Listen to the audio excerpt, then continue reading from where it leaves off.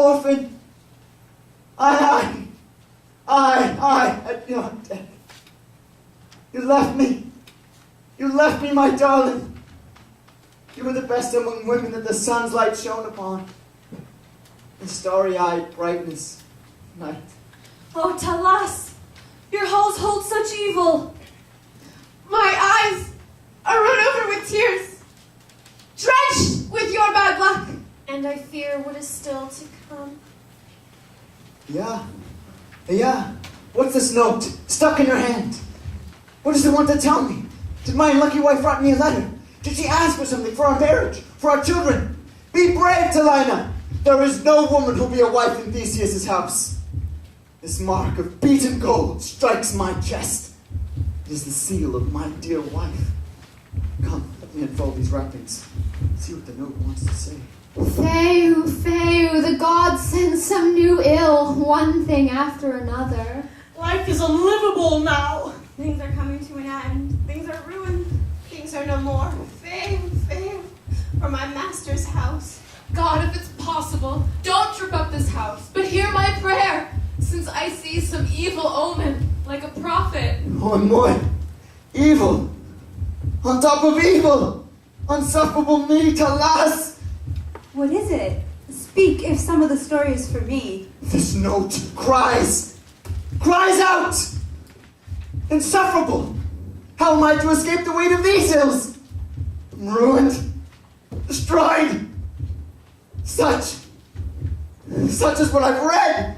Such a strain sounded out, Clemon! Aye, what you've just said sounds like the start of woe. I can't keep it in the gates of my mouth. I have to let it out. It's inescapable, destructive, evil. Yo, city! Hippolytus! He dared to touch my wife with force! He has dishonored Zeus's holy eyes! But you, Father Poseidon, you promised me 3 curses. And with one of them, I'll finish my son!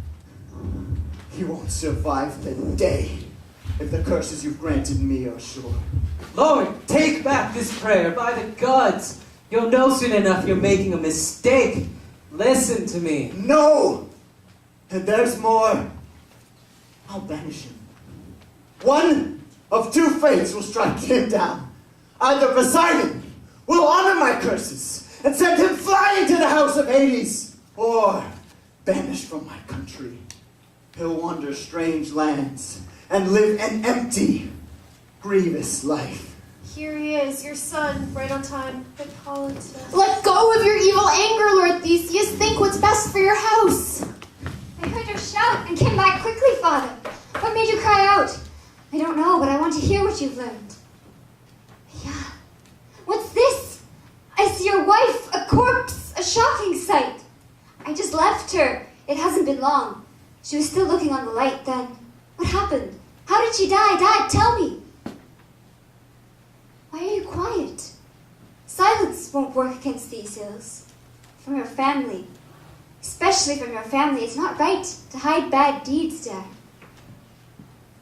Foolish men, always missing the mark. Why do you teach so many skills, and scheme, and discover all things when all you've hunted for you can't understand? How to teach the brainless to think. You speak of an awesome sophist, one able to force the senseless into good sense. But your fine-spun rhetoric is useless here, Father. I'm afraid your tongue's too much in all this mess. Feu, there should be a test of friendship for mortals. Something that would clearly lay out one's character.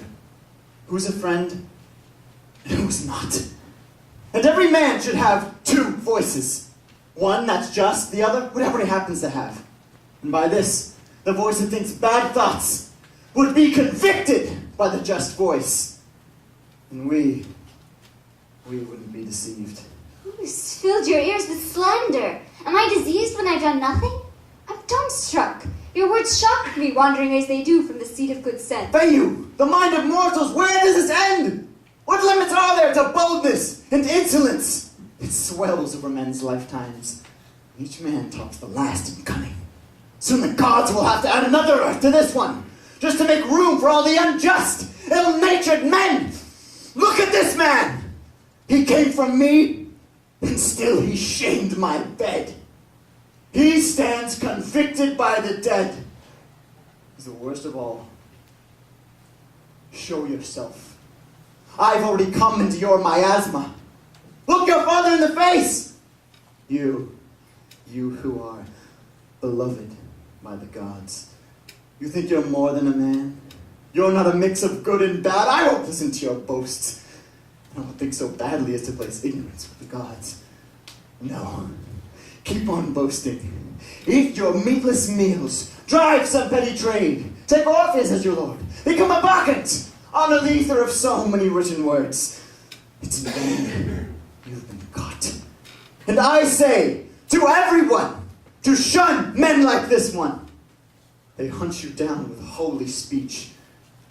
They themselves plan shameful things. She's dead. Do you think this will save you? This is what convicts you the most, you bastard! What oaths could be stronger? What arguments could beat her corpse? You'll say she hated you, that the bastard is always the enemy of legitimate children. You'll say she was a bad trafficker in life, since she destroyed her most beloved thing, out of spite for you.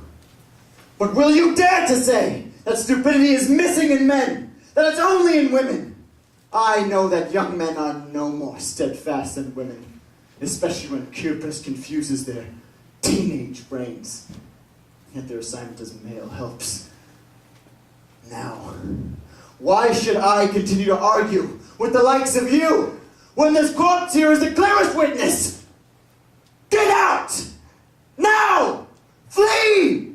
Never return to God-built Athens. Never again come within the boundaries my spear rules. And one last thing. If I am reduced by what I've suffered because of you, then Isthmian won't bear witness that I've killed him. No. He'll call it an empty boast. And the Scaronian rocks, flocking near the sea, they'll deny I'm a burden to evil men. I don't know how I could say that there's any good luck for mortals. All there was before has been turned upside down. Father, this fury, this hardness in your thoughts, it's so terrible. You have fine speeches for the matter at hand, but if someone split them open, not so fine. I can't boast to make a speech to a crowd. I'm more at home with a few people my own age, so as it should be. Those who are nothing to the wise are often more inspired in front of a crowd. But I'm forced, coming into this mess, to let loose my tongue. First, I'll start off from where you came at me, as though to kill me without even giving me a chance to answer. You see the sunlight, and the earth. Well, under the sun, and on the earth, there's no man, whatever you think, more chaste than me. I know, first of all, to honor the gods, and to hang out with friends who try to do no wrong. They have a sense of shame. They don't tell titillating stories. They don't do shameful things to return favors. I won't say anything bad against my peer's father. And I'm the same to friends, absent and near. And in one thing, I am untouched. That which you deem to hold against me now, the bed. Through this day, my body is pure. I don't know sex, except for what I've heard told, or seen in pictures.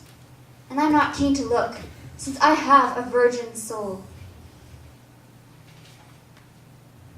But even my chastity won't persuade you. Forget it. But you must show how I've been seduced. Maybe her body was more beautiful than that of other women. Or maybe I hoped I'd get your house if I took an heiress to bed. I was rash then, out of my mind. But you'll say it's sweet to be king. Not sweet at all to men of sound mind. Monarchy's destroyed the mind of every man that loves it. I'd want to be first in the Greek games, but in the city I'd rather be second. It meant staying lucky and keeping good friends. It's possible to do this, and staying out of danger gives greater grace than being in command. If I had a witness to testify to what sort of man I am, If I were defending myself with this woman still seeing the light, your investigations would reveal who the guilty party is. But as it stands, I swear to you, by Zeus and by this earth, I never laid a hand on your marriage bed. I would never want to. I would never think to. May I be wiped out, nameless and without fame, without city or home, wandering the earth as an exile. May neither the sea nor the earth receive my dead flesh, if truly I am a bad man. I don't know what she feared to make her take her life, and it isn't right for me to say more. She was of sound mind. We couldn't act soundly, and I had a sound mind. We couldn't use it well.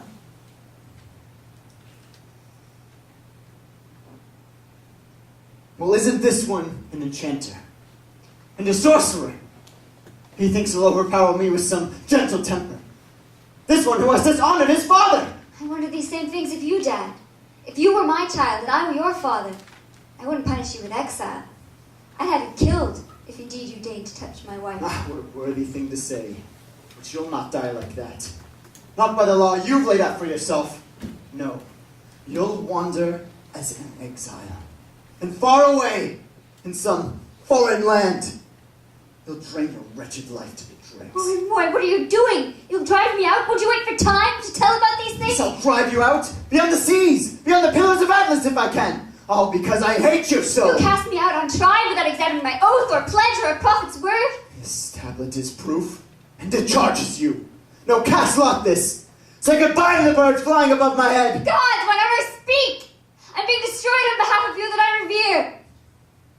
Of course not.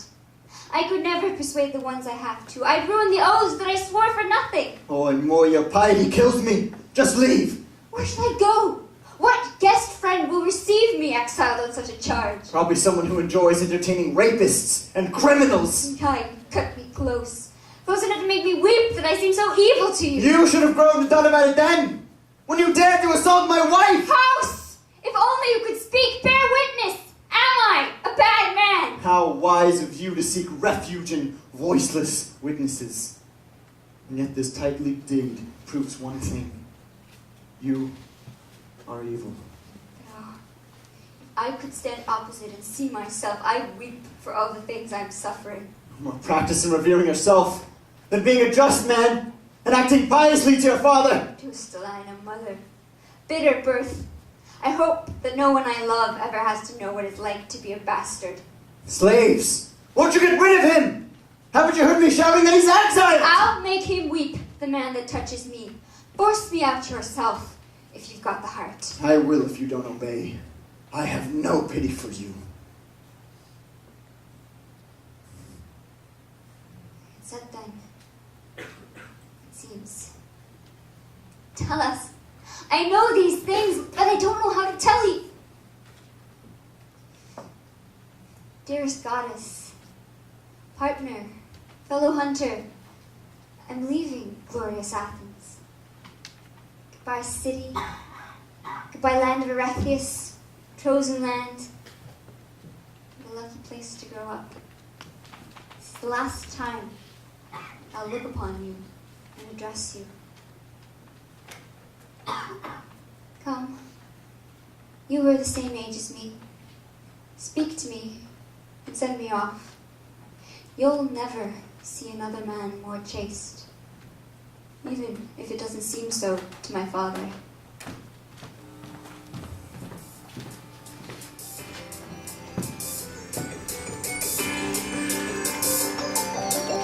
I worry about the gods when I think about them, until the pain of understanding drives out my fears. What hope is left to see things that are hidden in the fortunes and deeds of man? One thing trades out for another. Poor man, life always goes astray.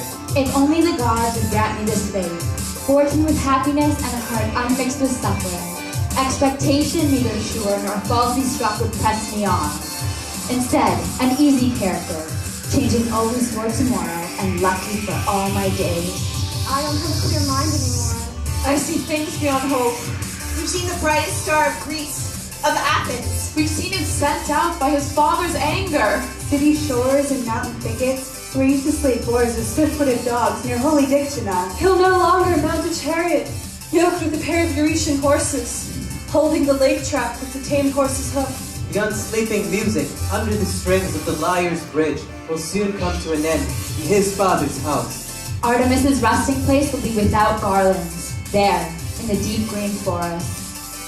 The bridal contests for his bed are undone by his exile. I'll spread abroad his ill-starred fate, and I'll weep for his misfortune. Poor mother, you gave birth in vain. Fail. I rage against the gods! Io, join graces. Is this how you send off the guiltless man from his fatherland? Look, friends, it's a servant of Hippolytus, sullen and running to the house. Women! Women, where can I find Theseus, the lord of this land? He's just coming out of the house now. Theseus! I have a speech you need to hear. You and these citizens, those who dwell in Athens and those within the Trojan borders. What is it now? Has some new misfortune seized on 2 neighboring lands? Hippolytus is no more. My message is delivered. The balance is tipping and he barely sees the light. Who did it? Who killed him? Whose wife did he rape like he raped his father's? His own chariot wheels did it, and the curses from your mouth, the ones you prayed to your father, the Sea Lord, against your son. Gods! Poseidon! So then truly you are my father. You heard my prayers! But how is he destroyed? Spit it out! How did the glove of justice come down on the one who wronged me? We wept as we combed the horses' coats by the shore, the waves crashing. A messenger had told us that Hippolytus would never again set foot in this land, that you had exiled him. Then he came and told the same tale of tears to us on the shore. Many boys his age and all his friends were marching with him. And after a while, when he'd left off his weeping, he said,